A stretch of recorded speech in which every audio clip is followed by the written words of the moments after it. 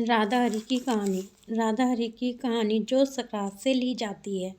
कई व्यक्ति इस कहानी को 1 साल तक सकरात तक करते हैं। कई व्यक्ति इस कहानी को 7 दिन तक करके सामान दे देते हैं। यह जरूरी नहीं है कि इस 1 साल तक कहानी करें। 7 दिन में भी उतना ही फल मिलता है जितना कि 1 साल की कहानी में।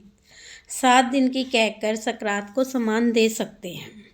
राधा हरी की कहानी इस प्रकार है। एक ब्राह्मण और एक ब्राह्मणी थी। ब्राह्मण की अचानक मृत्यु हो जाती है। ब्राह्मण की अचानक मृत्यु हो गई। ब्राह्मणी ने अपने बच्चों को पाला पोसा और धर्मराज बोले कि बुढ़िया माई कहाँ जाना चाहती हो? वह बोली, महाराज मैं तो स्वर्ग जाना चाहती हूँ। महाराज बोले कि बुढ़िया माई तूने राधा हरी की धोती नहीं दी, इसलिए तेरे लिए स्वर्ग के द्वार बंद है। बुढ़िया बोली, महाराज वापस भेज दो। महाराज बोले, लाख आवे लाख जावें, किस किस को वापस भेजूंगा? मैं तुझे उपाय बता देता हूँ कि जब तेरे बेटे बहू फूल चूमने आए तो तेरी आत्मा बोल देगी तो तेरी कह दियो कि 5.25 रुपये एक धोती ब्लाउज एक पत्तल दे देवें। बेटे फूल चूमने आए तो बेटे तो डर कर भाग गए। उन्होंने मेरी आवाज़ तो सुनी नहीं, अब क्या करूं?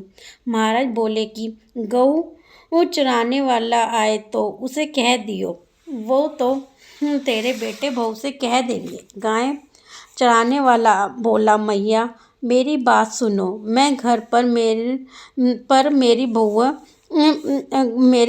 मेरी बहू से कह देना एक साड़ी ब्लाउज एक पत्तल 5.25 रुपये घर के पुरोहित को दे देवें।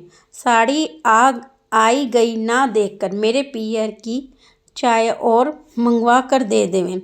बहुओं मेरी बात सुनो, तुम्हारी सास मुझे दिखी थी, बोली थी आज अच्छा बाबा हम दे देंगे।